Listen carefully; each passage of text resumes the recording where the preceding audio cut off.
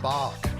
Yes, Spark, that's what we're talking about today. Hello, I'm Malcolm Cox. This is Tuesday teaching tip number 406. It's part 11 of the current series, Your Voice Matters. Tips for new and inexperienced speakers.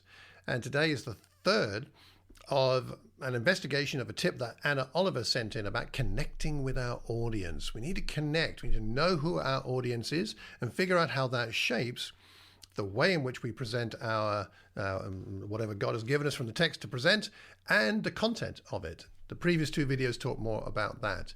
Today we're talking about spark. We're talking about connecting. We're talking about connecting in a way that begins at the beginning of the lesson, a spark of connection that helps us then with the attention of the people we're speaking to. Let's be honest. People don't listen just because we're talking. They're willing to listen or they wouldn't be there, but they won't automatically happen. You and I have a responsibility to help them to pay attention, to kind of capture their attention from the start, preferably. You think about Jesus, the greatest teacher of all time. He knew exactly how to connect with his audience. So today, we're talking about the power of a spark, a way to engage people right from the beginning so that they actually want to listen. Now remember, in the previous episodes, we talked about considering our audience. Now, think about those people. Maybe think about the next group you're going to be speaking to. Just think about them for a moment and ask yourself this question. What can you say to them at the beginning of your talk that will create curiosity, that will spark curiosity, that'll make them sit up and think, ooh, that's interesting. I'm glad this person's here to speak today because I am interested in that. That sounds fascinating. I am going to pay attention today, because that won't be exactly what they're thinking in their head, but it'll be subconsciously going on. Yes, I'm going to listen. So how can we do that? Well, first a warning, which is to beware irrelevance. I remember visiting a visiting American preacher. Nothing against my American cousins. It's just a good example, okay? I remember a visiting American preacher coming to the UK in the 1980s. He opened his talk with an anecdote about an American football player's cleats. Now, there were several problems with this. Firstly, almost no one in the UK understood American football in those days. May have changed now, but in those days, it was like something from Mars. Secondly, we don't use the word cleats. People who play field sports play in boots. So that was confusing when he was talking about cleats. Was he talking about cleats? What are they? So he'd lost us. Thirdly, nobody had heard of the sportsman he was talking about. Roger Staubach, if I'm pronouncing that correctly, for reference. Yes, I do know who he is now, but I didn't then, and neither did anybody else. So 3 problems.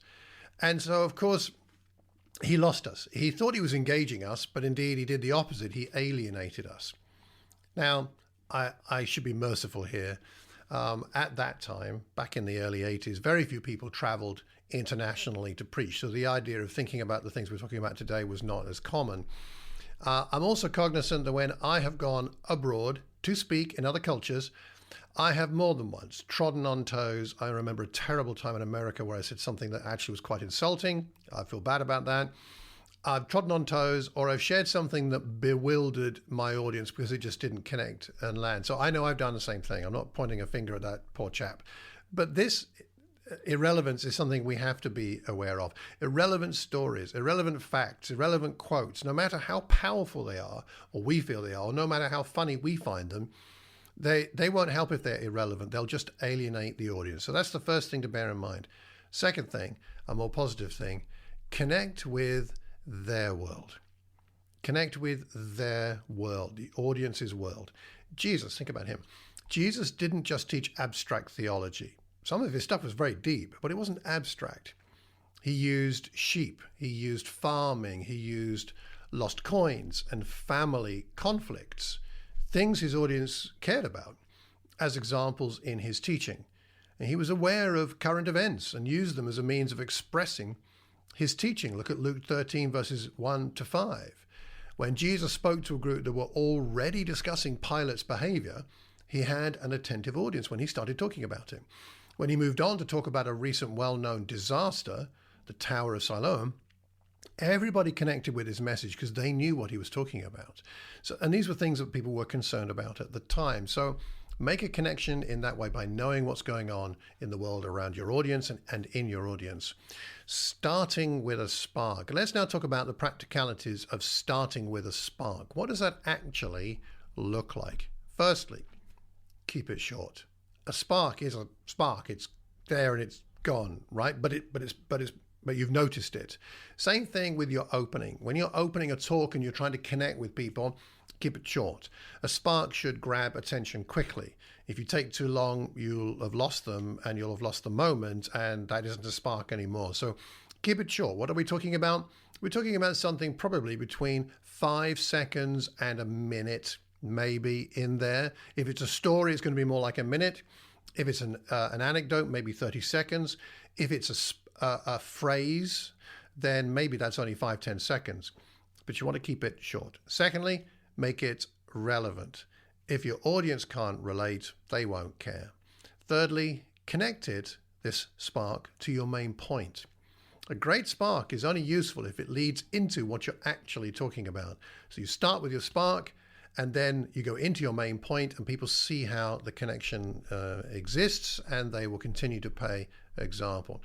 For example, if you're teaching on faith during hard times, you could start with something like a personal story about a moment of doubt. Again, not a 10-minute story, not an epic, a 1-minute story. A personal story about a moment of doubt you could start with. Secondly, you could start with a question. Have you ever felt like God was silent?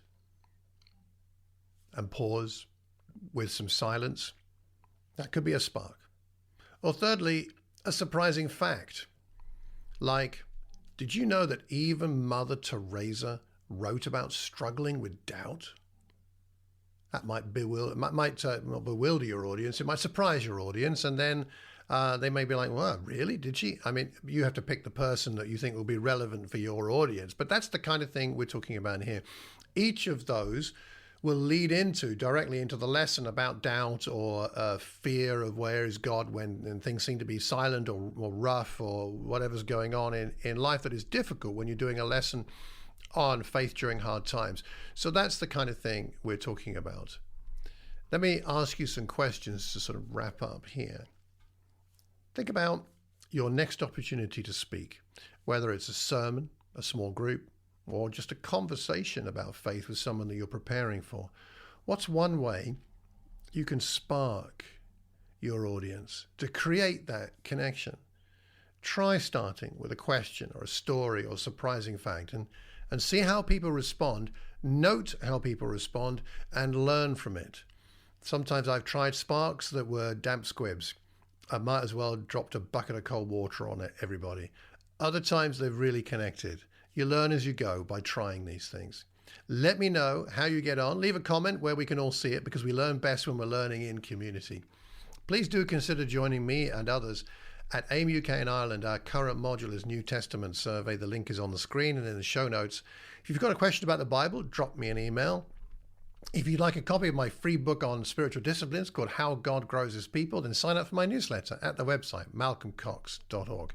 And if you can think of anybody that might benefit from this, please do pass the link on. And remember, at all times, to keep calm and carry on teaching. Take care and God bless.